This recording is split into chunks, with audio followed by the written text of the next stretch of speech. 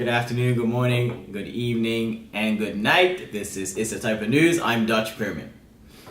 I'm the other guy. Bruce Robinson. And like we told you guys, we were going to postpone our filming just so that we could, strategize about how we wish to go about this whole 100-day PLP pledge situation. Conundrum. Yeah. Okay. So I know it's been all cry. Everyone says, okay, ITTP. Next segment, promises broken. Now, yeah, we could go at it from that angle. Well, I prefer, rather than, addressing what promises are broken, because I think the problem is with Bermuda is when it comes to things like this, we point fingers too often, we criticize too often, and we attack too often. So we won't be doing any of that in this entire segment. Nope. This won't be an attack on anybody. This will be a series of questions that we would like answered. I'm not we're not expecting all of them to be answered, but some of them can be, and I'd like to see that. Okay. Now, Mr. Lister told me that the Progressive Labour Party had completed 19 of the 21 objectives on the page. That was a couple weeks ago. Said they had completed. Which Mr. Lister? The younger Mr. Lister. He said 19 out of 21. So we're gonna look into that. Well, so far, because it doesn't seem like it's 19. It seems like a lot in the pipeline. Mm-hmm. So obviously, our main goal in this would be to get passes of information. Now, from what I've seen, the number hasn't changed as far as what we posted on the page. So I think the best thing to do is what we decided to do was to instead go and round up some experts, do some 1 minute to 2 minute clips, and kind of bring that to you over the course of the next couple weeks. Yeah, next few weeks. Yeah, just to kind of dive into the situation. It's a lot of information to go through. It's a lot of information. So, but we are your loyal news. Political, whatever we are, I don't know. Political observer. Let's go with that one. Social observers. But to bring the accurate information, each one of these 21 points needs to be broken down and studied and examined and gone over and blah, blah, blah, blah, blah, blah. So in order to accurately report on this, we are going to need to take some time. So starting this week, we will be starting off with, if there's 21, let's say we do 5 a video. Yeah. 5 a video, 5 points a video. We'll do 5 points a video. So and for the last one, we'll do 6. So of course, if you want to make our job easier, anybody on any side of the aisle, i.e. OBA, PLP, civil servant, concerned political observer, citizen that has concrete and concise information that they wish to share to the public, please share it, because come to us. Inbox us, leave it on the file links. You know how you guys usually send us a message, give us a call, email. Yeah, my family's Native American. You can do some smoke signs. I'll pick that up. Yeah. So to go on that, now that you know what we plan to do for this episode, I wanted to focus mostly on the actual promises, because to be honest with you, and I hate to say it, but most of these promises are all forming committees or appointing people. What was it Mr. Holler said to us the other day? If you want something to die, you send it to committee? Yeah.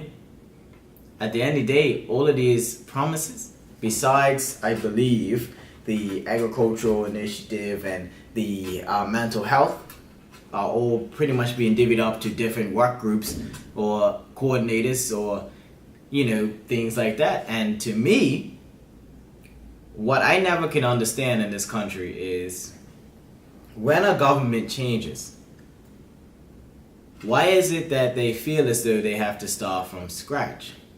When the civil servants are the same civil servants that served throughout how many terms? And to even add on that, we have a new hotel being built. Mm-hmm. that no one knows or says anything about in St. George's.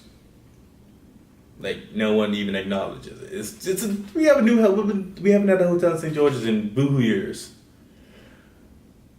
And everybody is freaking out over things they don't need to be freaking out about. I really feel that national attention is not on the right things. Like, a lot of people are even worried about this whole, Chinese company taking over Akon. Here's the thing. That's literally, Akon is a global corporation. Chinese company bought it. Why is that a problem? Because I don't remember anybody barking any horns when HSBC bought Bank of Bermuda. And what was it, like 1,400, 1,500 people lost their jobs? Where's the thing? The Bermuda contract, as far as the airport is concerned, is pretty much protected. Yeah, it's ironclad. So it's done. So stop talking about it. It's being built. The airport's happening whether you want it to happen or not. There's bigger fish we have to fry. There's a lot of things that happen in the country that not all of us agree with. But at the end of the day, if we spend our time harping over it, as long as it doesn't infringe on your rights, and at the end of the day, I understand that Bermudians have this tendency to believe that as soon as a foreign entity comes in that has a lot of money and has a white face, that they will be losing rights and become oppressed, and we will go right back into the 1960s. But at the end of the day, mentality is not getting us anywhere. Yeah, at the end of the day, those folks in the 1960s were working and sacrificing so that we could have. And what did we turn around and do? We turned around and started gang banging. We turned around and started having children out of wedlock. We turned around and started not raising our kids. We turned around and started to turn on each other, backstab one another, label each other as coons. And then as soon as somebody points out these things to us, we say, well, every community has its problems. Well, that's true. And that mentality, that statement is fact. Every community has its problems. Every single ethnicity has its problems. But at the end of the day, I ain't worrying about every other ethnicity when I'm addressing my people. How are we going to fix these problems? Well, everyone has these problems. That's not the goddamn point, is it? The point of the matter is, how are we going to fix these problems? That is like the most used deflection. Oh, America has the same problems. We're not America. This is the thing. This is the luxury that Bermuda has. Bermuda is this big. We are a 21 square mile island. We are half the size of the smallest state in America.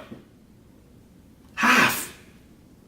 That means that there is no excuse as to why we can't do things that other countries can't do. Can America fix this racial problem? It'll take a long time. Can we stop our gang violence? Yes. Can we come together to build our own economy? Yes. Actually, our what was it? Bermuda's GDP was rated at $6 billion as of late. Yeah. Following, it increased to $6 billion. That's gross domestic product. That doesn't mean the amount of money that we have. It means the amount of money that we have produced. That we've earned. Earned. $6 billion. But the reason why we're saying all of this is because of the 100-day challenge from the PLP is hollow, and it is full of fairy tale promises and plot holes that, truth be told, and this is not a gripe against the PLP, but it's a gripe against all politics. It is hollow because, number one, you want to talk about putting Wi-Fi in schools and haven't fully completed that, but yet that should be simple. The main thing that was the problem is sanitation and cleanliness and health violations within these schools. That is the main issue. And a lot of money has been given to the Ministry of Education. How does one prioritize Wi-Fi over the health and safety of one's students? First of all these kids have data on their phones. They don't need Wi-Fi right now. Wi-Fi would be great in schools. I'm not saying it's not a good thing. I think it would be great. I think it should be mandated that high schools should have Wi-Fi because, most high schools around the world have Wi-Fi. However, most high schools around the world don't have mode. Well, it doesn't matter if they have Wi-Fi, the school's closed, does it? Doesn't matter if they have Wi-Fi, the teachers are fainting. And getting sick. And then you went and gave $300,000 to Bermuda College. But that doesn't fix the issue of Bermuda College, which is a lot of people say they cancel courses, that things are not quite as accredited, that the line of transition is not as clean and cut as it would like to be. Because I spent 5 minutes at Bermuda College and I'm like, nope. No, I mean, I feel like Bermuda College has great faculty, and I feel like they try their best. But at the end of the day, it's like, it's not the faculty, it's the system. But is that really the issue? Is the issue trying to get students to go there by giving them money, or is the issue trying to get students to go there because they want to? Because at the end of the day, if students still believe, and if people here in Bermuda still believe that Bermuda College is a stepping stone at best, a stepping stone, in other words, it is not a college that they aspire to go. It is a college that they either go to because it's last resort, or a college that is a stepping stone to get out of the island. That doesn't fix $300,000 is not going to fix that mentality. That means that we have to go to work at appealing the curriculum to Bermudian students here, providing more internships, connections to businesses, and all of that stuff, which they have done really well in hospitality. But it needs to be more of that. Like, that needs to be a selling point to get people to actually want to enroll in Bermuda College. I could throw a lot of money. I could take a cracked glass and pour a lot of water in that glass, and it won't fix the crack. It's just gonna keep throwing money is not the solution. I think we need solutions to our problems, which is why when we continue with our 21 questions. 21, no, they did 21 promises in 100 days. When we continue with this, we will be asking the question of, how does this fix anything? How does this put food on the average Bermudian's plate? How does this fix whatever it's trying to deal with? How does what we're doing for education, or what has not been done for education, benefit education? The problem is the questions are not asked, and questions need to be asked, and we cannot rely on other people to ask those questions. So me and Dutch over here will be asking those questions. Yeah, because everyone so far wants to nitpick the... they either want to nitpick or they want to run away from it. I hear so many people that, I ain't worried about it. I don't want to hear what the government's doing. You need to hear what the government's doing because you live here. Yeah, I don't want to hear that crap from anybody. I don't care where you live. If a portion of your money goes to something, you should be invested in it. Well, this is what I'm saying. Y'all gonna take taxes out of my paycheck every week? I need to know where that money's going. Because at the end of the day, if you have education and you want to do education reform, the civil servant should be presenting the minister with enough information to go on for our last ever, because all of that stuff should be filed and documented, passed on to civil servant to civil servant, because we all know the minister just delegates. So if it's a civil servants are all posted in these departments, then why in the heck do we need to hire a group of people to analyze flipping tax reform or anything like that, where it's like you have a finance ministry and the OBA even was rolling out a tax reform thing that didn't quite fly. So in order to get to that point where they're rolling out tax reform initiatives, they should have had the civil servants do enough due diligence where they have information that they can hand straight to Premier Burt and say, here, I am the civil servant, the head civil servant of whatever position it is. Here, Mr. Burt, here's all the data we compiled on the OBA. Please make a judgment over this. Or, here you go, Mr. Burt, here's our consensus based off of the data we had to compile for the previous government. Here's the transition, make it smoother. You shouldn't need to hire anybody else to do your job. And why would you need a gang coordinator when you have a police commissioner, and a minister of national security, detectives, a minister of national security? You have all manners of people that should be delegated to make this focus group who are already employed. And the thing is, if you make these groups, that's just more money that we have to put out. Who's paying these groups? I heard some. I couldn't even. Well, we're obviously. Well, I mean, I heard that it was, what was it, the Bermuda First group? They said the volunteer at the time. Yeah, I'm just skeptical about that. As soon as I saw Chris Farber, I went and laugh anyway, because this is another thing with these 100-day promises that folks need to pay attention to, and it's who is being promoted to what positions and who is getting put on what board. Because that sort of thing there is looking a lot like friends and family, and politicians do all the time. And I understand that OBAs peg this to the PLP, but the friends and families benefit is not just their problem. it has transitioned Oh, far that is a political a problem. global problem. I scratch your back, you scratch mine. They Cool. all do it. They all do it. So, like we said, 4 videos, each covering 5, the last covering 6. If anybody knows any experts that can break down certain subjects towards us, or if anybody in our viewer base has any information that they could pass to us to help us more accurately analyze, because at every point we're going to look at it, we're going to analyze it, we're going to de-analyze it, rewrite it, do everything. We're going to go through it as many times as we possibly can to give the most accurate results. Now, we decided to wait for this because we figured that the PLP would do a press conference on Friday, being that it was 100 days. But Apparently as Auntie Laverne Farber said, it's the following Friday, which means I guess they get 107 days. No, So let's go with 107 days. They're gonna go on the progress report of the 100 days. 100 days is over, done, finished. They know that, but they're gonna go on the progress, and already But it gives it's them more not time. 21 promises answered. But I mean, and here's the thing: did anyone really think they were gonna make it? Because How number many people did we get in our comments after we did the video about being realistic that said we need to be realistic and give them more time?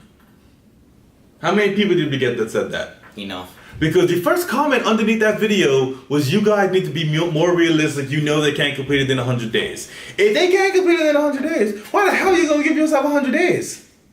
When a teacher gives you homework and they say you have till Tuesday to finish it and they give you the work on Friday, what are you going to do about it? Finish it till Tuesday, or do you expect the teacher to be like, oh, that's not a realistic amount of time, I'll give them at least till next week, Tuesday after that? No, that teacher's going to be like, no, you failed. You're staying back in the class. You have to take the class again this semester. Yeah. And even with the comprehensive immigration reform, it's like, bro, how many Bermudians do you know that can trace 2 full-blooded, and I use quotation marks for this, full-blooded Bermudians back 4 generations, like 4 grandparents. That's like, another thing, though, especially with the whole immigration thing. David Brett's wife's not Bermudian. David West's wife's not Bermudian. David He's West's half Jamaican. Christopher Famous' wife's not Bermudian. Then the list goes on and on and on and on and on and on and on. And my thing is, I get immigration because, PLP always says, Bermuda for Bermudians, but the PLP has more expats working for them than the OBA, and it's just like... Well, here's my thing. You're saying one thing, but you're doing something Pose else. a question to you, alright? The seasons, right, for making money in Bermuda are becoming shorter and shorter as we get fewer and fewer people, right? And that is because when you open up a business, okay, first thing is first, you need to make your bottom line. So that means that my expenses, in other words, if I want to open up an ice cream parlor, my expenses, let's say a ballpark number, 50 grand. That's my expenses. And I get on average, because I'm competing with scoops, I'm competing with this, I'm competing with that. So on average, each business would probably get a passive through of maybe 500 customers. I'm just throwing on numbers, right? So you're in a country of 60,000 and you have a passage of like 500 customers coming through your business. And you have to make your operating cost of 50 grand. Now, you're going to have to charge what, $25 a scoop? $25 a can, because it's just not enough people. It's just like everyone says, oh, America's price is so cheaper. We need to analyze why the cost of living is so high. America can sustain itself. America has industries. America has things that we do not have. Things that we are trying to build. But y'all won't let us do it. Well, reel it back, pal. Sorry. America I just get really angry when you say that. Forget the industries and stuff. America has people. I.e., if I opened up a business in America and I was selling the same ice cream I was selling in Bermuda, but I had a customer base of minimum, let's say 0.01%, was 5,000 people. So that means I could sell that ice cream. 0.01% of the American population. No, of that specific spot. That's still probably more than the population of Bermuda. Yeah, so let's say I have ice cream chains that I'm competing with. So my niche of people, I can see a maximum of 5,000 people. That means that I can sell it for much lower because I know my traffic at my bare minimum is 5,000 customers a week. Whereas in Bermuda, If you opened up any business, you just don't have enough people. And you know why? Because contrary to popular belief, we Bermudians are not producing enough children. We're not. Actually, we're not. A lot of Bermudians are going away and having children, but not a lot of Bermudians are having kids. We have a lot of one-child households. And we're not. That's not a problem. We're not saying that if you choose to only have one child, that is your. However many people you spread into this world is your choice. But remember, we have a problem of young Bermudians leaving Bermuda and not coming back because they feel that they have nothing to come back to. Mm-hmm. Why would I start a family in a country that I don't feel welcome in? So I don't think it's that Bermudians aren't having children. We're having children, just we ain't having children here. Well, this is the thing. I know a lot of my Bermudian friends in the States that have like 2-3 kids now. But this is what I'm saying, because it's room to grow and it's room for acceptance. Here, if we have a government that is saying in one breath, like our friend Dennis Pitch, I call you friend because, you know. Oh, we like you. Yeah. You alright, bro. Yeah, our friend Dennis Pitcher was saying, at the end of the day, if you have a premier that's selling Bermuda to international business, as you should be, which is good on David Brett. Yeah, good on you, Brett. Mr. Premier Brett. But on the tail end, you have ministers saying, well, whenever you try to do something, all they do is whine in international business. You're undercutting your premier. And then when you have a comprehensive immigration reform that is basically saying, listen, we want to scare the hell out of any foreigner that comes into this country. But then on the flip side, you're launching a cost of living analysis where you want to see why things are so expensive. Well, look at your immigration reform, pal. Because at the end of the day, Portuguese folks who have been here for years, they can't pay taxes, they ain't citizens. Nope.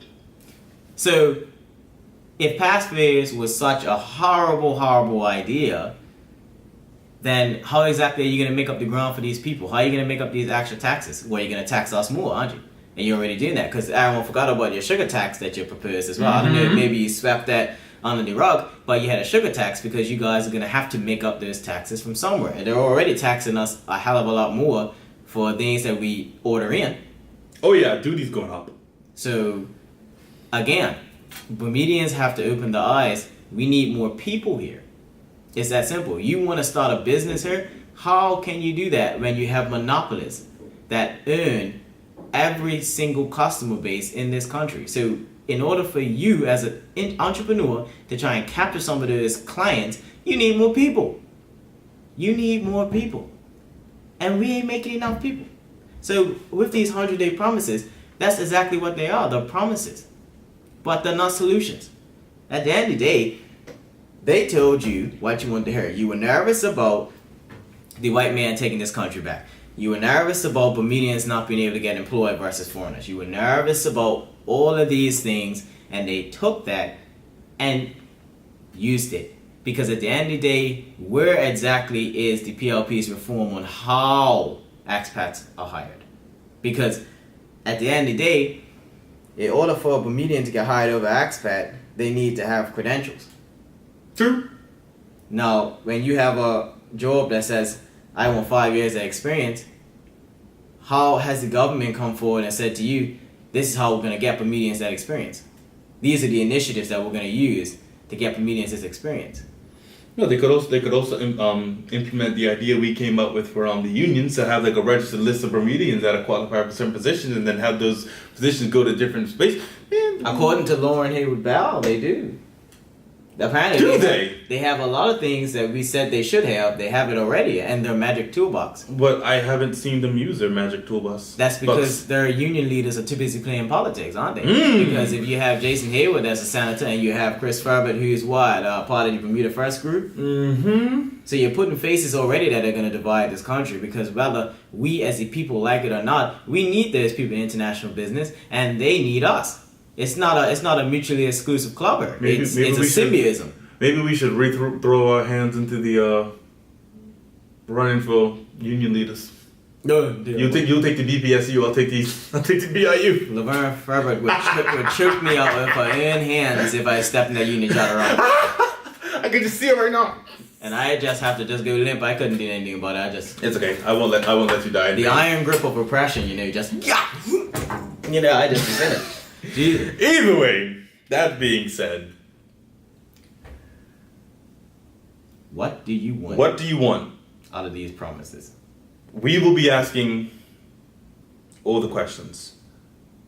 We will be doing as much research as we can. We will be going around to different people. If you don't have information, cool. But if you know somebody that we can talk to, please set that up and we'll set up a meeting between them and we'll get that. I'll show up there with my journalist notepad and I'll get as much information as possible, because things like this cannot go unrecorded, unasked, and unlooked at by the people.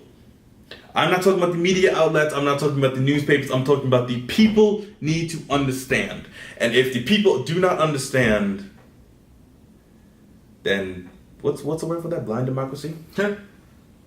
Well, let me put it to this way. We're trying to wake y'all up. Not be woke. I'm tired of woke people, especially Lord, yeah. I'm tired of woke people. They call it island fever for a reason, because folks can't see past the 21 square mile bubble. Mm-hmm. At the end of the day, the state of Bermuda and where we are right now, we have a country that has displayed a distaste for international business. But we need international business. We have a country that is showing distaste for foreigners and immigrants. As much as we like to sugarcoat it, it's true. I'm not going to quite call it xenophobia, but I will say that there is a distrust and dislike for folks that are coming over.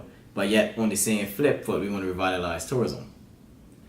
We have a country that wants to reform taxes and make the cost of living go down, but does not want to promote immigration. So at the end of the day, we have a country that is inapt to compete. Our reputation is damaged. We look like we don't want no new friends, we don't want no gay friends, and we don't want no white friends. We basically have said international business needs to either bend the knee or take a hike. And if they take a hike, they're going to take a hike to Cayman. So, trying to figure out what exactly do you want for your children, Bermuda? Do you want to be wrapped around in a safety blanket that is eventually going to go up in flames in the next 5 or 10 years, or maybe after you're all dead? Maybe our grandkids will feel that burn. Maybe. But at the end of the day, what do you want? Let me ask that question in a different format. Do you want your children to learn and develop from the struggle of their forefathers, or do you want them to relive it? Check out later.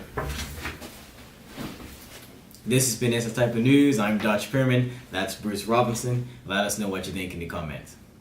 Peace in the Middle East.